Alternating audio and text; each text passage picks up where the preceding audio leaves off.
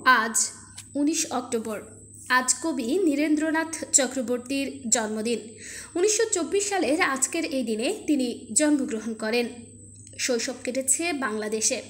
কবি ঠাকুরদা কর্মজীবন কাটিয়েছেন কলকাতায়। কর্মজীবন শেষে 50 বছর বয়সে কলকাতার পাট চুকিয়ে বাংলাদেশের ফরিদপুরের বাড়ি চান্দ্রা গ্রামে চলে আসেন। তার বাবা কলকাতাতেই ছিলেন।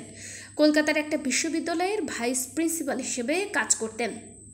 2 বছর বয়সে কবির মা তার বাবার কর্মস্থল কলকাতায় চলে যান। কবি থেকে যান তার ঠাকুরদা লোকনাথ চক্রবর্তীর কাছে। গ্রামে কাটিয়েছেন মহা স্বাধীনতায়। ইচ্ছে মতো দৌড়ঝাঁপ করেছেন, কখনো গাছে উঠেছেন, কখনো আপন মনে ঘুরেছেন গ্রামের এই প্রান্ত থেকে অন্য প্রান্তে।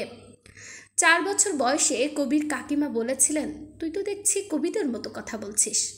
সেই সময়েই মুখস্থ করেছিলেন কবিগান, রামায়ণ গান। গ্রামের দিনগুলো খুব সুন্দর কাটিয়েছেন, তাই তিনি গ্রামের বাড়ি ছেড়ে কলকাতায় যেতে চাইতেন না। তার প্রাথমিক লেখাপড়া ফরিদপুরের পাঠশালায়। পরে ঠাকুরদার মৃত্যুর পর গ্রাম ছেড়ে 1930 সালে কলকাতায় চলে এসেছিলেন। কলকাতায় এসে প্রথমে কলকাতার বঙ্গবাসী স্কুলে এবং পরে মিত্র ইনস্টিটিউশনে ভর্তি হন। 1940 খ্রিস্টাব্দে প্রবেশিকা পরীক্ষায় উত্তীর্ণ হন। 1942 খ্রিস্টাব্দে বঙ্গবাসী কলেজ থেকে আইএ পাশ করেন। 44 খ্রিস্টাব্দে সেন্ট পলস কলেজ থেকে ইতিহাসে অনার্স নিয়ে বিএ পাশ করেন। ছাত্রাবস্থায় শ্রীহর্ষ পত্রিকার সম্পাদনা করে সংবাদপত্রের প্রতি তার নিবিড় ও গভীর অনুরাগের সূত্রপাত হয়। মাত্র 5 বছর বয়সে তিনি প্রথম কবিতা লেখেন, কিন্তু সেটা কোনো পত্রিকায় প্রকাশিত হয়নি। 16 বছর বয়স থেকে বিভিন্ন পত্রিকায় তিনি কবিতা লিখে এসেছেন। 16 বছর বয়সেই শ্রীহর্ষ পত্রিকার কবিতা লেখার মধ্য দিয়েই সাহিত্য জগতে তার প্রথম আত্মপ্রকাশ হয়। দৈনিক প্রত্যহ পত্রিকায় তার সাংবাদিকতার হাতেখড়ি ঘটে। সত্যযুগ পত্রিকার সাংবাদিক রূপে তিনি কর্মজীবন শুরু করেন। এরপর তিনি একে একে Mathrubhumi, Swaraj, Bharat, United Press of India প্রভৃতি পত্রিকায় কাজ করা শুরু করেন। 1951 সালে যোগ দিয়েছিলেন আনন্দবাজার পত্রিকায়। দীর্ঘ সময় সম্পাদনা করেছেন আনন্দমেলা পত্রিকা। প্রথম কবিতার বই নীল নির্জন প্রকাশিত হয়েছিল 1954 সালে। এরপর প্রকাশিত হয়েছে তার লেখা অন্ধকার বারান্দা, নিরক্ত কবরী, নক্ষত্র জয়ের জন্য, আজ সকালে সহ অসংখ্য কবিতার বই। সাহিত্য আকাদেমি পুরস্কার সহ বহু পুরস্কার পেয়েছেন তিনি। তার লেখা উলঙ্গ রাজা কবিতায় সামন্ততান্ত্রিক জমিদার যোদ্ধার সমাজ ব্যবস্থাকে তীব্র কটাক্ষের বাণে বিদ্ধ করেছিলেন নীরেন্দ্রনাথ চক্রবর্তী।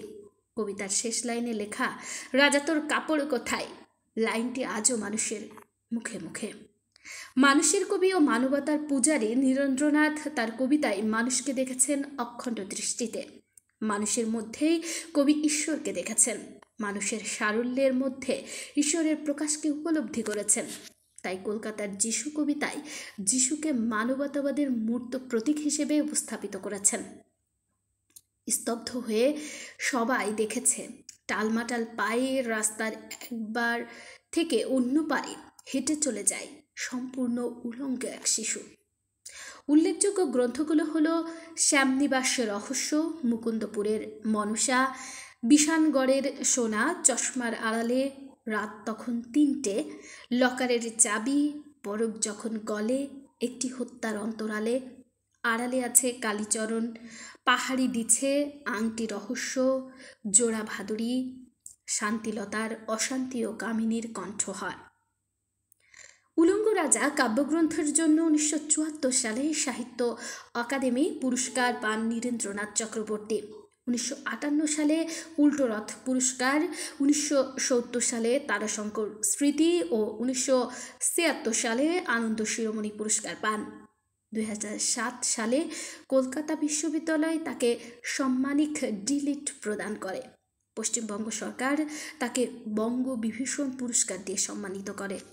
দীর্ঘদিন ধরে বার্ধক্যজনিত রোগে ভুগে 94 বছর বয়সে 2018 সালের 25 ডিসেম্বর তিনি শেষ নিঃশ্বাস ত্যাগ করেন।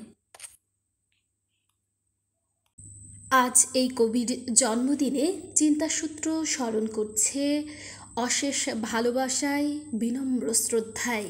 শুভ জন্মদিন।